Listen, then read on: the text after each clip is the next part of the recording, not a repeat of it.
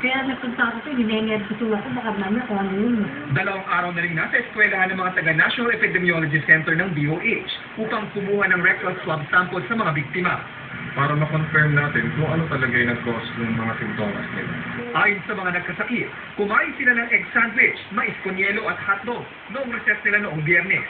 Sa lab test ng DOH, lumalabas sa kinaing egg sandwich posibleng nanggaling ang bakteryang nakaapekto sa mga estudyante. Nakumpirma na namin, yung RITM naglabas ng resulta doon sa 30 rectal swab samples, 18 nag-positive, salmonella, non-typhoidal. Ibig sabihin, ito yung salmonella na maaaring makita sa mga itlog. Aalamin ng DOH kung saan nanggaling ang mga itlog na binili ng eskwelahan at hihingi sila ng tulong sa Department of Agriculture. Posible raw na kontaminado na ang itlog bago pa man ito niluto ng kantin. Pero posible rin daw na hindi naging tama ang pagluto o wilaw pa ang itlog na sinerve sa mga bata. Pinuntahan ng GMA News sa Pretel Market sa Tondo kung saan ayon sa principal nabili ang mga itlog. Ayon sa ilang tindera ng itlog, sa Blooming Treat, galing probinsya ang kanilang paninda. Wala naman daw sila naging reklamo sa kanilang mga paninda noon.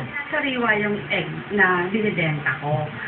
Unless otherwise, ang may problema yung bumibili sa akin, baka pag bumili siya sa akin, nai-stack nila yung itlog.